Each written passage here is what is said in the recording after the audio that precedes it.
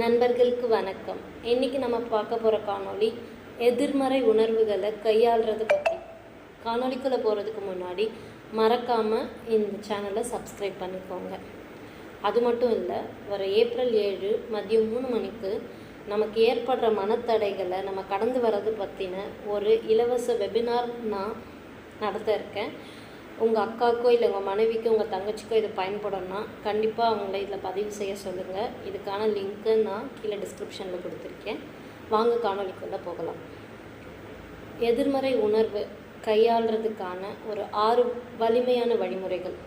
இந்த எண்ணங்கள் நம்மளை கீழ்நோக்கி கொண்டு செல்லும். அதனால் வர கோபத்தையும் சோகத்தையும் நம்ம கையாளுறதுக்கு தடுமாறுவோம். ஆனால் இந்த வழிமுறைகளை வச்சு உங்கள் வாழ்க்கையில் நீங்கள் கண்டிப்பாக அதை சரி செஞ்சிடலாம்.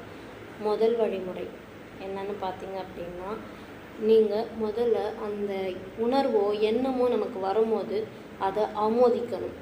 அதை விட்டுட்டு அதை மறைக்கிறதுக்கோ அதை வெளியில் தெரியாமல் இருக்கிறதுக்கோ நம்ம முயற்சி பண்ணக்கூடாது. அதை ஏற்றுக்க நம்ம முயற்சி பண்ணணும். இரண்டாவது வழிமுறை, நம்ம மூச்சு பயிற்சி, தியானம், யோகா இந்த மாதிரியான பயிற்சிகள் பண்ணும்போது நம்ம உணர்வுகளை கையாளுறதுக்கு நம்ம கற்றுப்போம். அப்போ இந்த உணர்வை நம்மளால் எளிதாக கடந்து வர முடியும். மூன்றாவது விஷயம், நம்ம எந்த உணர்வு இல்லை எந்த எண்ணம் இல்லை எந்த சூழ்நிலை இதை தூண்டுதுன்னு நம்ம கண்டுபிடிச்சிட்டோம் அப்படின்னா அதுக்கு நம்ம செயல்படை ஆற்றுறதை நம்ம நல்ல விதத்தில் பண்ணும்போது இந்த எண்ணங்களும் இந்த உணர்வுகளும் நமக்கு எந்த பாதிப்பையும் தராது. நான்காவது விஷயம், நம்மளை சுற்றி நல்ல எண்ணங்களும் நல்ல மனிதர்களும் இருக்க மாதிரி நம்ம பார்த்துக்கணும். அதுக்கு ஒரு நல்ல புத்தகத்தை படிக்கலாம். இல்லை நம்ம என்னதான் ஒரு எதிர்மறையான சூழ்நிலையில் இருந்தாலும் நம்ம வாழ்க்கை நல்லா இருக்கணும், நம்மளை சுற்றி நல்லவங்களை வச்சுக்கணுன்ற அந்த ஒரு எண்ணத்தை நமக்குள்ளே விதைச்சி அதை மட்டும் நம்ம யோசிச்சுட்டே இருக்கும்போது கண்டிப்பாக நம்ம அப்படிப்பட்டவங்களோட தான் இந்த வாழ்க்கையை வாழுவோம். ஐந்தாவது விஷயம், இந்த மாதிரி உணர்வுகள் இருக்கும்போது நம்ம அதை ரொம்ப நாளுக்கு மறைச்சி வைக்கும் போது நம்ம அது உடல்நிலையில் நிறைய பாதிப்பு ஏற்படுத்துது.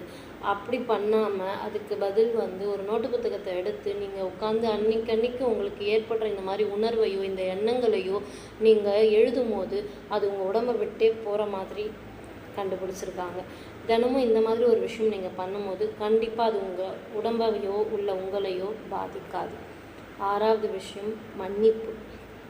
ஏதாவது ஒரு விஷயம் நடந்து அதுக்காக நீங்கள் குற்ற உணர்வோடு அதையே யோசிச்சுட்டு அதுக்குள்ளேயே மாட்டிகிட்டு இருக்கிறத விட அதை மன்னிச்சுட்டு அடுத்த வாழ்க்கையில் என்ன இருக்குது அப்படின்றத நோக்கி நீங்கள் போகும்போது கண்டிப்பாக உங்களால் ஒரு நல்ல விஷயத்தை செய்ய முடியும். இந்த 6 எளிமையான வழிமுறைகளை பயன்படுத்தி பாருங்கள். கண்டிப்பாக இந்த உணர்வுலேருந்து வெளியில் நல்ல ஒரு எண்ணங்களோட நம்ம வாழ்க்கையை வாழலாம்.